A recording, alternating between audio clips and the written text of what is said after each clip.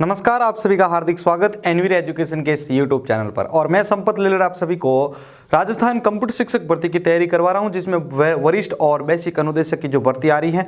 इसी के साथ आप सभी को पता होगा तो अभी जो है एक और नई घोषणा हुई है, जिसमें आपको पहले से वैसे बहुत लोगों को पता होगा कि कंप्यूटर लेक्चरर की भी भर्ती जो है आपको व्याख्याता की जो भर्ती है वो अलग से आने वाली है। 19,000 की जो भर्ती आ रही है उसी के साथ, जिसमें आपको 800 से 900 के आसपास उसके अंदर पद देखने को मिलेंगे। तो उसकी तैयारी के लिए आपको मैं अलग से इन्फॉर्मेशन दे दूंगा और उसके कैसे तैयारी करनी है वो भी आपको बता दूंगा। क्लास से कौन कौन से ज्वाइन करनी है आपको वो भी बता दिया जाएगा। तो अभी आ जाता हूं मैं यहाँ पर। तो अपना कंप्यूटर का फंडामेंटल होने के बाद हमने जो है कंप्यूटर की ऑर्गेनाइजेशन एंड आर्किटेक्चर की जो सीरीज है वो शुरू की थी, जिसके अंदर हमने बहुत सारे टॉपिक्स को क्लियर कर लिया है।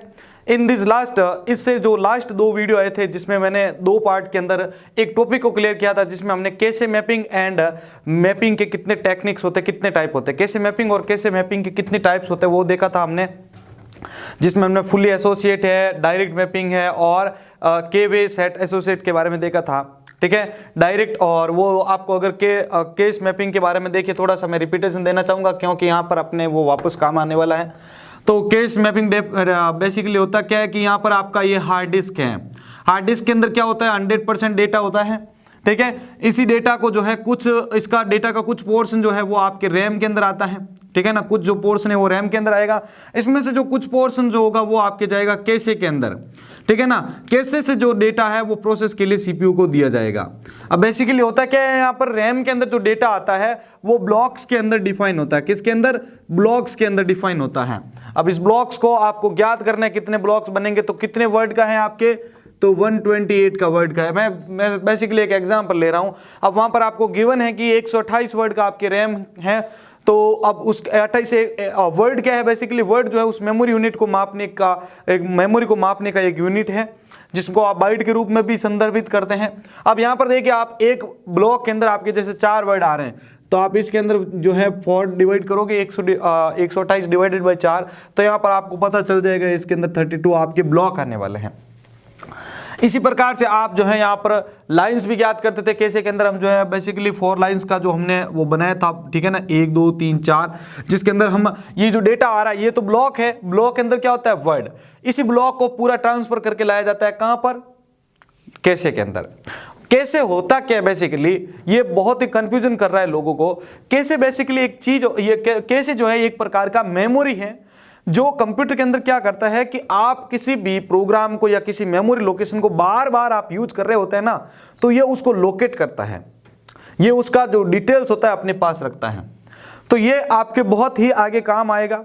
ठीक है ना, कैसे अगर आपने समझ लिया ध्यान से, ये बेसिकली क्या करेगा आपके कि जो आप अभी रिसेंटली जो प्रोग्राम यूज कर रहे हैं या जो लोकेशन को आपने एक्सेस किया है, तो उसके बारे में ये जानकारी रखेगा। और जब भी आपको वापस उसको जब वापस एक्सेस करने की जरूरत होगी, तो यहाँ पर ये सबसे ज्यादा ये हेल्प करता है आपकी केस मेमोरी जो होती है। अब जब सीपीयू यहां से इसको एक्सेस करेगा, तो कौन बता सकता है कमेंट बॉक्स में कि जब सीपीयू केस मेमोरी से कोई डेटा एक्सेस करता है तो वहां पर वो कौन सा मेथड यूज करता है। सीपीयू जो होता है वो बेसिकली क्या करेगा जिससे कि वो डेटा को एक्सेस करेगा। चलिए, तो जिन्होंने आंसर दिया एक बार जांच कर लीजिएगा कि जब सीपीयू किसी केस मेमोरी से डेटा को एक्सेस करेगा लाइन से, तो वहां पर सीपीयू पहले क्या करेगा, एक फिजिकल एड्रेस जनरेट करेगा। क्या करेगा भाई, फिजिकल एड्रेस जनरेट करेगा। उसी एड्रेस के बेस पर उस डेटा को वो एक्सेस करेगा और उसके ऊपर प्रोसेस करेगा। तो ये हमने अभी तक जो है लास्ट 2 वीडियोस थे उसके अंदर डिस्कस कर लिया था 2 पार्ट्स के अंदर। भाई एक चीज आप कंफर्म रखो, कोई भी वीडियो आप देख रहे हो तो पूरा देखो। कई जनों का ऐसे 1-2 है जिनका मैसेज आता है, वो क्या आधे अधूरे वीडियो देख लेते हैं, फिर प्रॉब्लम करते हैं कि हमें नोट्स मिले नहीं, वो नहीं मिले। मैं आपको शुरू से कहता आया हूं ना कि मैं आपको पूरी डिटेल्स देता हूं। मैंने जब फर्स्ट पार्ट बनाया था कैसे मैपिंग का, तब मैंने आपको बोला था कि दोनों पार्ट्स की पीडीएफ आपको साथ में मिलेगी, जो आपको लास्ट जो सेकंड पार्ट था उसके साथ। फिर भी वहां पर लोग बोल रहे हैं कि हमें पीडीएफ मिली नहीं, पीडीएफ। अरे भाई पीडीएफ मिलेगी कैसे आपको, मैंने बोला है कि दोनों पार्ट्स की पीडीएफ आपको एक साथ मिलेगी, जो कि आपको कल मिल गई थी। तो थोड़ा आप पूरा वीडियो को कंप्लीट देखा करें, ठीक है ना, और उसके बाद आपका जो भी कमेंट होता है वो डाल लीजिएगा। चलिए, अब मैं आ जाता हूं यहां पर आपके लोकेलिटी ऑफ रेफरेंस के बारे में। लोकेलिटी ऑफ रेफरेंस के बारे में देखते हैं। भाई ध्यान से समझिएगा, ये केस मैपिंग का एक टॉपिक है, केस से रिलेटेड एक टॉपिक है ये। तो सबसे पहले देखिएगा लोकेलिटी ऑफ रेफरेंस होता क्या है। अब इसका एक चीज पहले से ध्यान रख लेना, इसको लोकेलिटी ऑफ रेफरेंस को प्रिंसिपल ऑफ लोकेलिटी भी कहा जाता है। क्या कहा जाता है? प्रिंसिपल ऑफ लोकेलिटी भी कहा जाता है। किसको? रेफरेंस, लोकेलिटी ऑफ रेफरेंस को। अब ये होता क्या है बेसिकली, सिंपली आपको जो है जो भी डेफिनेशन होती है उसको मैं सिंपली समझाऊंगा। इसका मतलब ये है कि जब कोई यूजर किसी भी मेमोरी लोकेशन को एक्सेस करता है, जैसे यहां पर मैं मानता हूं कि ये मेरा रैम है, ठीक है, और इस रैम के अंदर ये यहां पर ब्लॉक्स के अंदर या लोकेशंस के अंदर ये डेटा स्टोर है, और यहां से इस केस के अंदर ये डेटा जो है वो ट्रांसफर होता है। ये आपको पता होगा। ये किसको देगा? सीपीयू को, ये केस को। सीपीयू आएगा तो सीपीयू बेसिकली जो वर्क कर रहा है वो किसके लिए कर रहा है? यूजर के लिए कर रहा है। तो यूजर जब भी कोई काम किसी भी डेटा को एक्सेस कर रहा है, ठीक है, या उसको वापस उसके ऊपर कोई वापस उसको एक्सेस करने की कोशिश कर रहा है या किसी को सर्च कर रहा है, तो वहां पर क्या होता है कि जो डेटा बार बार एक्सेस किया जा रहा है, ठीक है ना, तो ये इसके अंदर एक पॉसिबिलिटी जो होती है इसके अंदर, ठीक है ना, या ये आप बोल सकते हो एक प्रोसेसर की प्रवृत्ति होती है। ये प्रोसेसर की ये एक इस सीपीयू की या प्रोसेसर की एक टेंडेंसी होती है, मतलब प्रवृत्ति होती है कि आप जब भी किसी भी डेटा को बार बार एक्सेस करते हो तो उसके बारे में डिटेल्स अपने पास रखता है, और ये यहां पर हेल्प करता है आपकी। कौन? Locality of reference. Locality of reference आपकी हेल्प कहां पे करेगा? जब आप किसी भी डेटा या लोकेशन को बार बार एक्सेस कर रहे हो तो वहां पर आपका जो है ये यहां पर काम आता है लोकेलिटी ऑफ रेफरेंस। अब यहां पर आपके लोकेलिटी ऑफ रेफरेंस होता है वो 3 टाइप से आपके लिए हेल्पफुल होता है, ठीक है। सबसे पहले तो आपको ये समझ में आ चुका होगा लोकेलिटी ऑफ रेफरेंस क्या होता है। जब भी आप किसी मेमोरी लोकेशन को, जैसे इस मेमोरी लोकेशन के अंदर कोई डेटा है, ये है 1 2 3 4 मान लिया, कोई भी आप एग्जाम्पल ले लिए, आप इस 2 नंबर का जो डेटा है आपको आपके लिए ज्यादा हेल्पफुल है, और आप इस डेटा को बार बार, जैसे एक उदाहरण ले रहा हूं कि आपका कोई एक गाना है, कुछ भी कोई सॉन्ग है, वो इस मेमोरी लोकेशन पे है।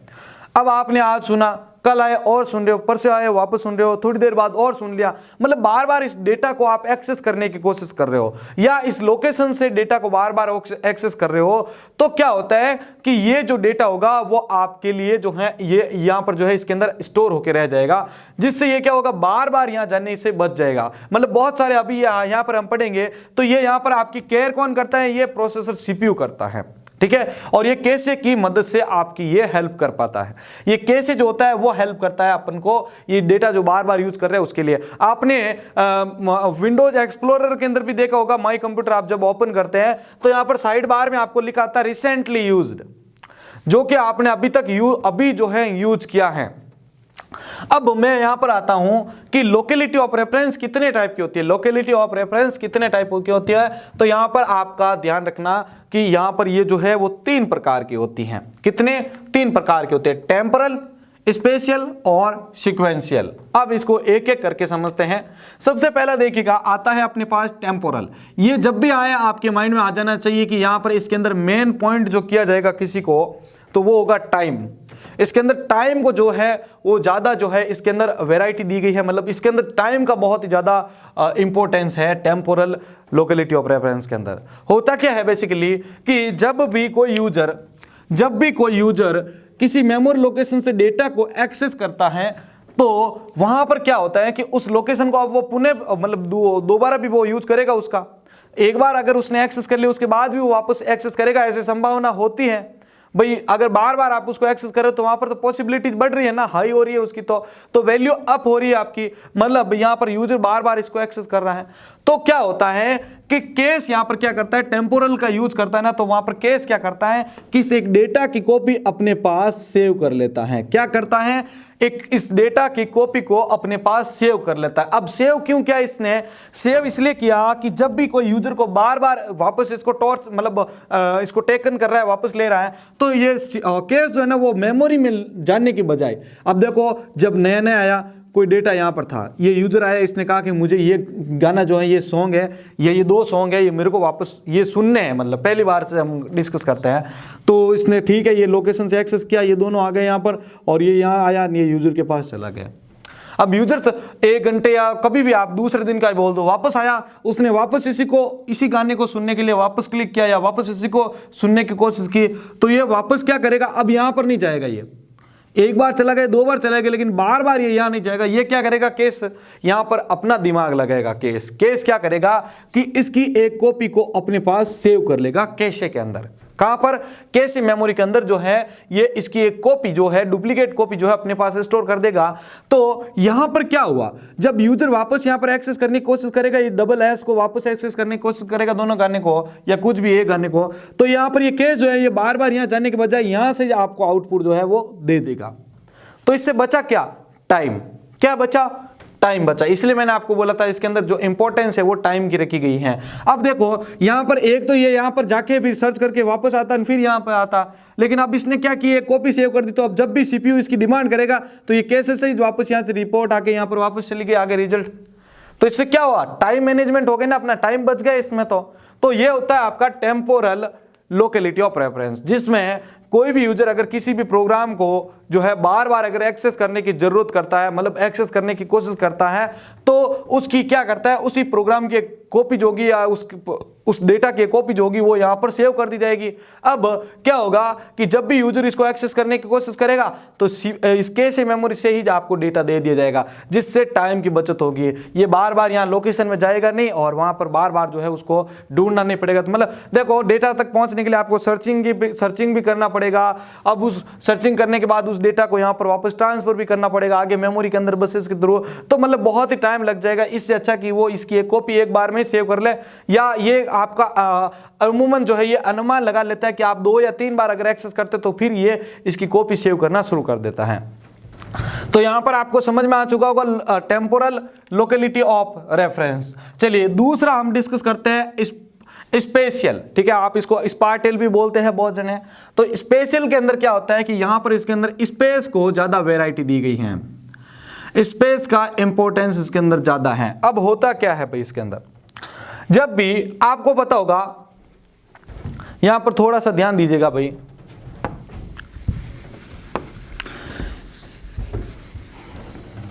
आप जब भी किसी रैम के अंदर आपको पता होगा जो डेटा होता है वो होता है आपके ब्लॉक्स के अंदर। किसके अंदर होता है भाई, ब्लॉक्स के अंदर सेव होता है। जैसे ब्लॉक 1 2 3 और 4 मान लिया, या एक और बना देते हैं यहाँ पर 5। ठीक है, और यहाँ पर जैसे आपका कैश मेमोरी है जिसके अंदर ये 4 लाइन्स है 2 3 एंड 4।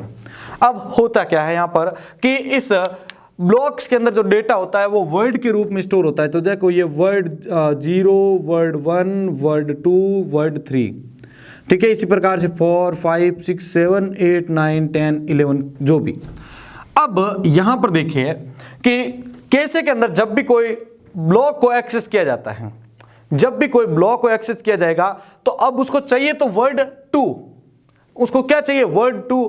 तो कई बार ऐसा भी होता है कि किसी यूजर को कोई लोकेशन जब कोई एक्सेस करता है तो उस लोकेशन के आसपास की लोकेशन भी उसको चाहिए होती है, या ऐसी संभावनाएं हो सकती है कि अगर यूजर यहां पर अगर इस लोकेशन को एक्सेस कर रहा है तो उसके बाद वो उसके आसपास की लोकेशन को भी यूज कर सकता है। ऐसी संभावनाएं हो सकती हैं।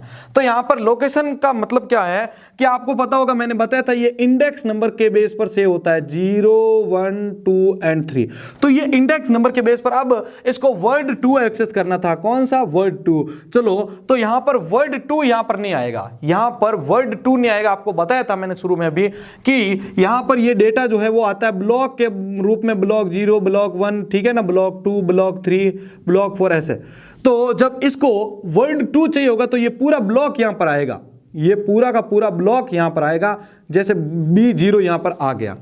अब इसमें क्या है, ये सारे की सारी लोकेशन इसके साथ आ गई।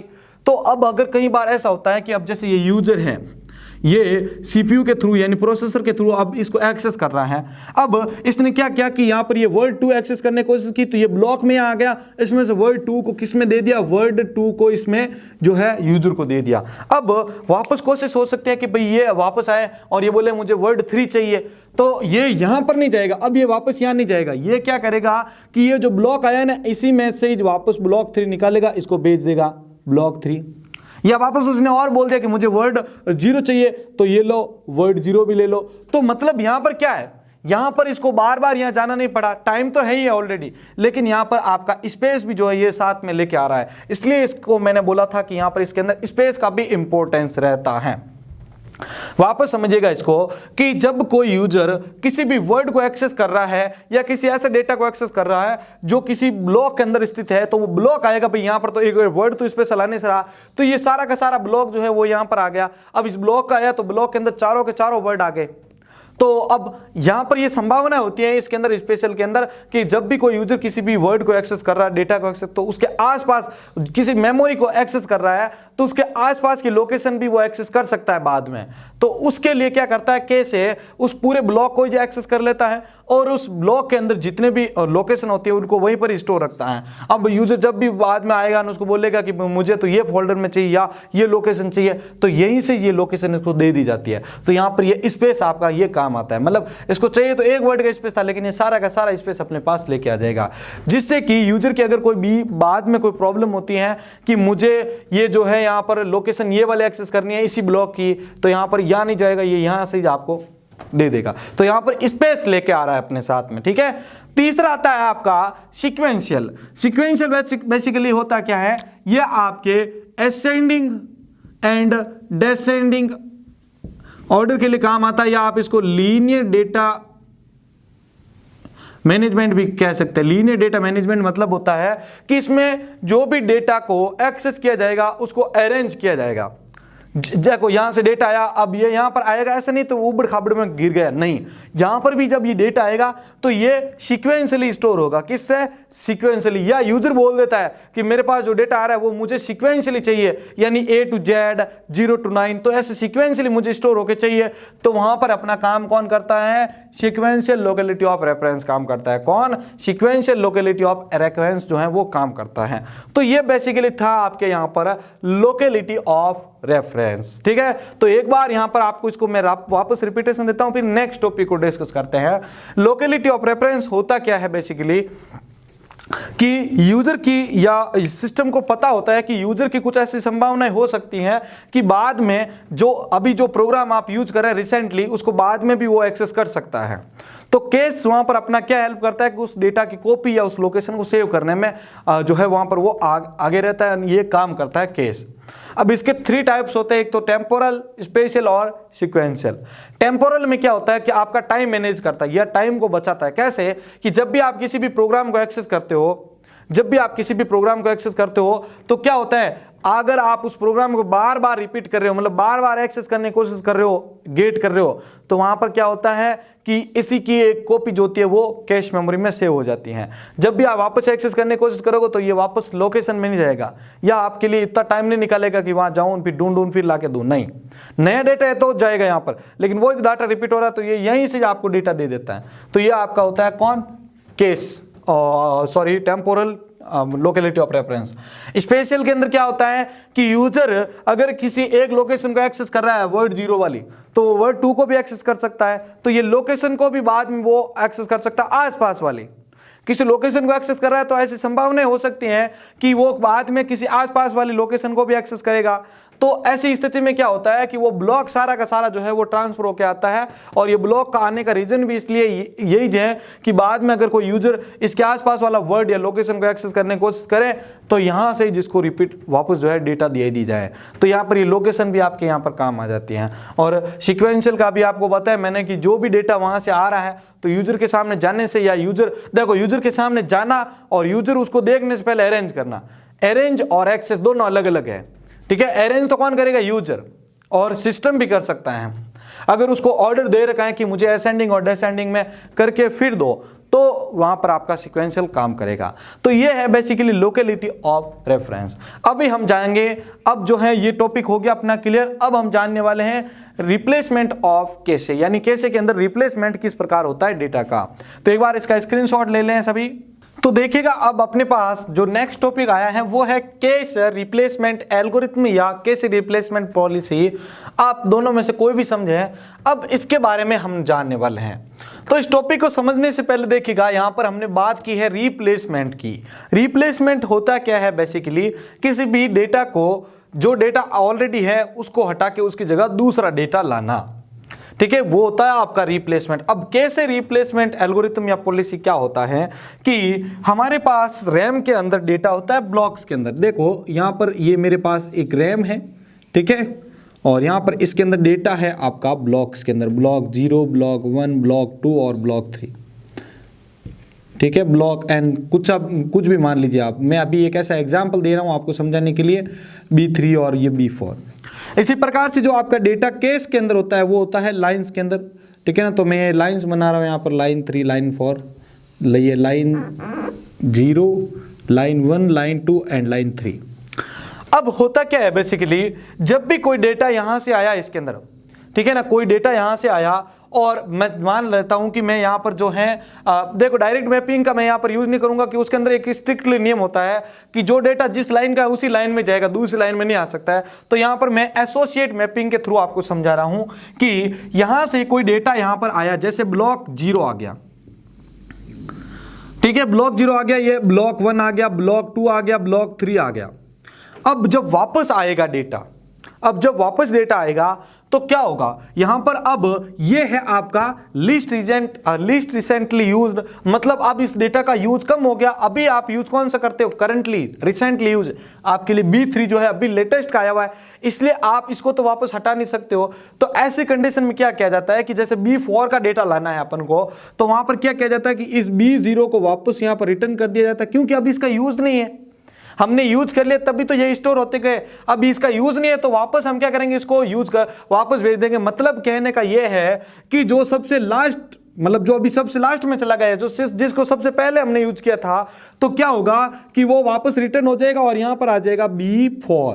तो यहां पर क्या हुआ, डेटा या ब्लॉक जो है उसका रिप्लेसमेंट हो गया। कैसे के अंदर क्या हुआ, डेटा आया कैसे के अंदर, तो अब हमने यूज किया था B0, ठीक है, अब B0 के बाद तो हमने B1 भी कर लिया, B2 भी कर लिया, B3 भी कर लिया। तो आपके लिए अभी रिसेंटली कौन सा डेटा यूज हो रहा है, B3 वाला। लेकिन अब बारी आई कि ये कह रहा है कि मुझे B4 वाला भी लाना है, तो क्या होगा यहां पर कि B4 को जो है B0 की जगह हम अटेंड करवा देंगे। कैसे कि B0 जो है अभी यूज नहीं हो रहा है क्योंकि वो तो हाल ही में चला गया सबसे पहले, तो वापस इसको रिप्लेस कर देंगे इधर और यहां से B4 को लेके आ जाएंगे इधर। इसको कहते हैं कैसे रिप्लेसमेंट एल्गोरिथम या पॉलिसी। ठीक है, आ चुका है आपको याद, जो डेटा सबसे पहले यूज हुआ, मतलब इसको हम लीस्ट रिसेंट यूज्ड भी बोल सकते हैं, और अभी जो लेटेस्ट यूज हो रहा है उसको हम यहां पर रिसेंटली यूज भी बोल सकते हैं, RU। ठीक है, तो यहां पर आप इस अभी जो यूज हो रहा है उसको तो आप वापस हटा नहीं सकते हो, क्योंकि अभी तो उसके बाद और डेटा आएगा। जब ये ऊपर चला जाएगा तो और कोई नया आएगा, तो ये अब यहाँ है तो इसको हटाएंगे और उसकी जगह वो लाएंगे। मतलब जो रिसेंटली यूज हुआ है, वो लिस्ट रिसेंटली यूज हुआ है, उसको हटाएंगे, उसकी जगह दूसरा डेटा डाल देंगे। ये है आपका कैसे रिप्लेसमेंट। अब इसके 4 प्रकार होते हैं। कितने प्रकार होते हैं, 4 प्रकार का होता है, जिसमें सबसे पहला जो आता है वो है आपका FIFO, FIFO, जिसको हम फर्स्ट इन फर्स्ट आउट भी कहते हैं। इसी तरीके से अगर आप यहां पर देखेंगे LRU, तो इसका फुल फॉर्म होता है आपका लिस्ट रिसेंटली यूज्ड। ठीक है, और ये नेक्स्ट आता है आपके MRU, इसका होता है मोस्ट रिसेंटली यूज्ड, और लास्ट आपके आता है रैंडम। ठीक है, तो इन मेथड के थ्रू हम डेटा को रिप्लेस कर सकते हैं। अब यहां पर इस पार्ट के अंदर हमने यहां पर देख लिया कि रिप्लेसमेंट होता क्या है, उसकी टेक्निक कितनी है।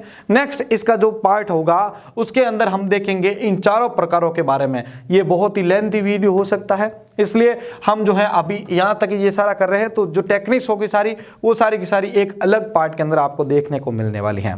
तो आपको आज का ये वीडियो कैसा लगा है भाई, आज मुझे जहां तक लग रहा है तो मैंने सबसे इजी का इजी मेथड आपके सामने रखा है, जिसको एक बार देखते आपको याद आ जाएगा। इसके नोट्स अभी आपको जो है ग्रुप्स के अंदर मिल जाएंगे, इसके अलग नोट्स होंगे। ठीक है, वीडियो अच्छा लगा है तो सभी से निवेदन करना चाहूंगा कि लाइक कर दीजिएगा, और अगर आप पहली बार हमारे इस यूट्यूब चैनल के साथ जुड़े हैं तो आप हमारे इस चैनल को सब्सक्राइब कर लीजिएगा, और साइड में एक बेल आइकन आ रहा है भाई, उसको भी ऑन करके जरूर रखें जितने भी देख रहे हैं, ताकि मेरी जो भी क्लास अपलोड हो तो उसके लिए आपको वापस सर्चिंग पे या किसी से लिंक वगैरह वापस मंगवाने की जरूरत नहीं है, आपको सीधा आपके पास नोटिफिकेशन आ जाएगा। ठीक है, और जब मैं वापस ये वीडियो स्टार्ट होगा, लाइव आऊंगा, तब भी उसकी सूचना आपको मिलती रहेगी। ठीक है, आपको डिवाइस पर तुरंत उसकी सूचना मिल जाएगी। तो साथियों यहाँ पर हमारा जो है आज का ये टॉपिक हो चुका है। ठीक है, उसके बाद हम जो है ये टेक्निक्स देखने वाली है केस रिप्लेसमेंट के बारे में। ठीक है, अगेन बोलना चाहूंगा कि आप अगर कंप्यूटर शिक्षक भर्ती की तैयारी कर रहे हैं, आगे आईए और प्रोग्रामर की भी तैयारी करना चाहते हैं तो चैनल के साथ कंटिन्यू बने रहिएगा। इसी के साथ मैं संपत लेलड़ आप सभी से अलविदा ले रहा हूं। मिलते हैं नेक्स्ट वीडियो में। जय हिंद, जय भारत।